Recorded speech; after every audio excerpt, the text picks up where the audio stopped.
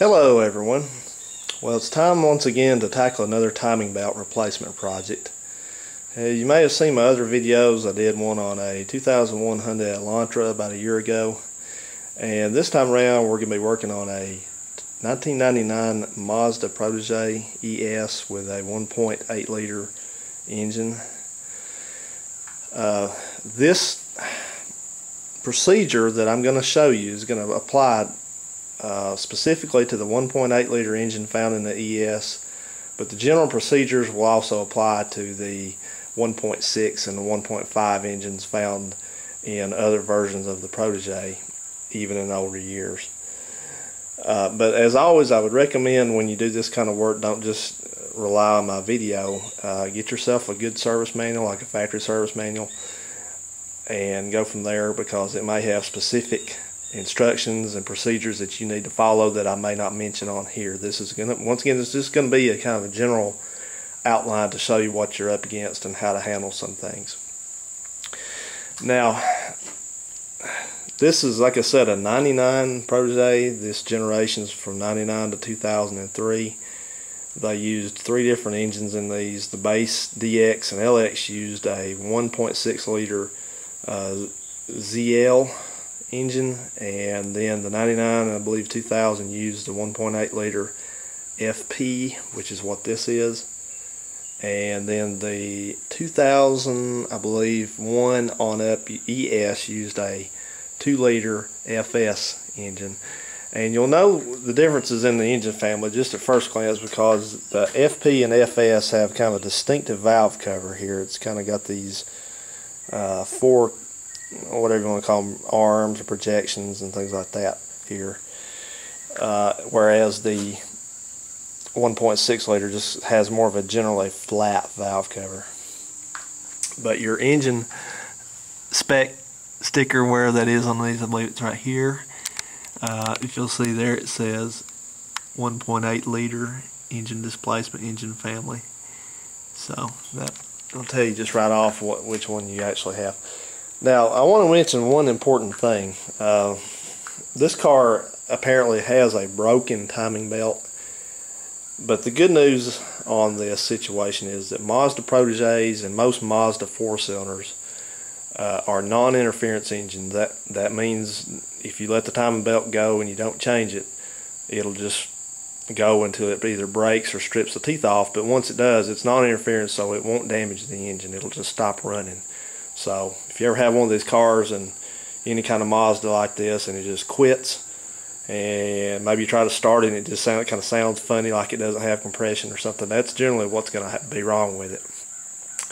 So don't think you're in for an expensive repair other than just the cost of repairing the timing belt. Don't let an unscrupulous mechanic tell you that the engine is ruined in one of these, because it is clearly is not.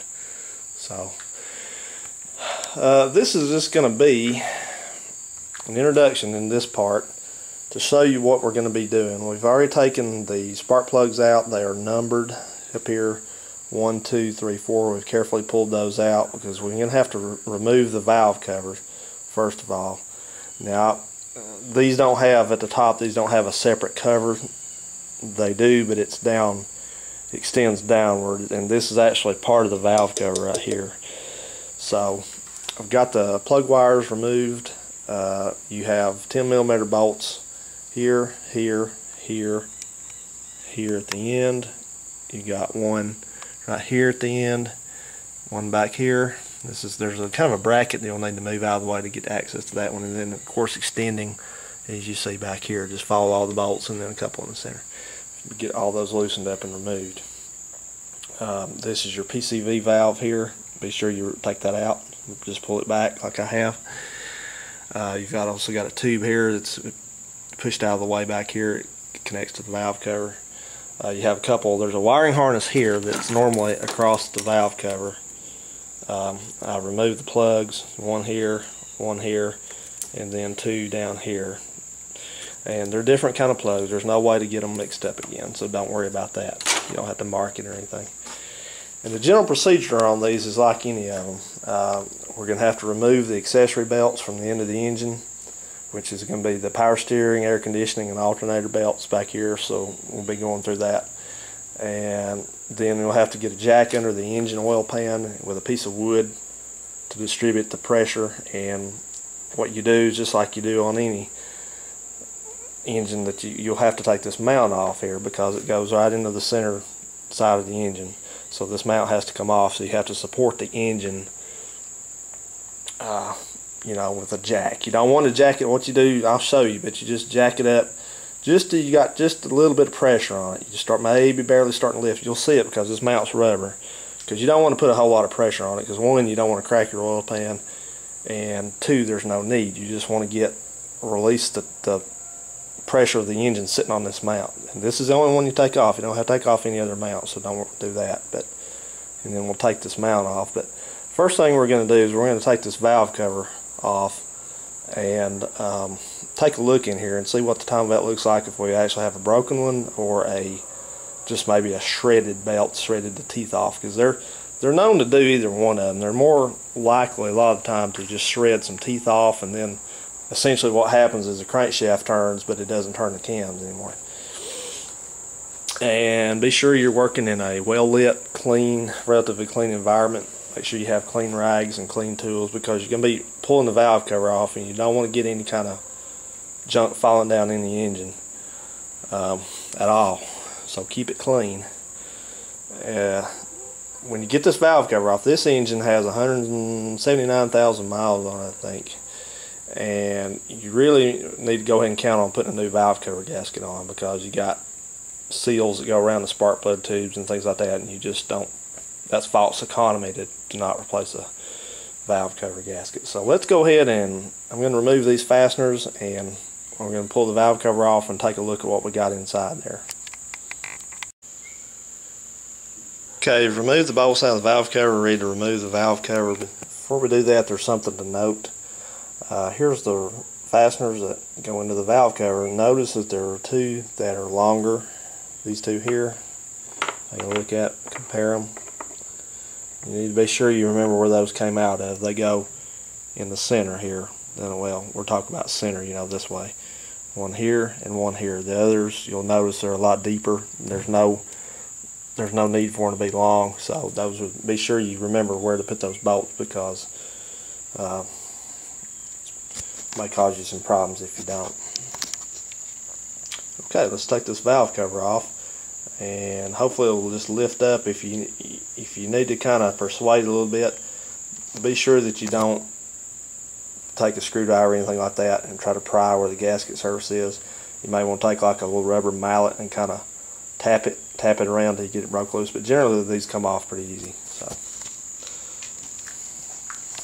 I'm going to go ahead and sit you down for just a second and get a tripod in. We'll be right back.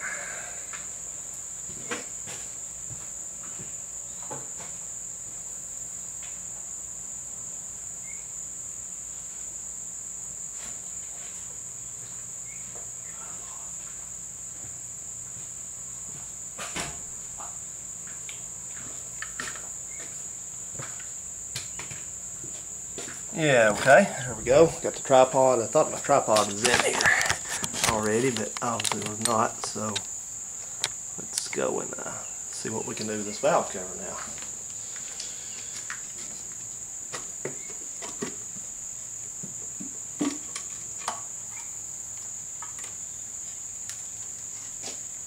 Okay.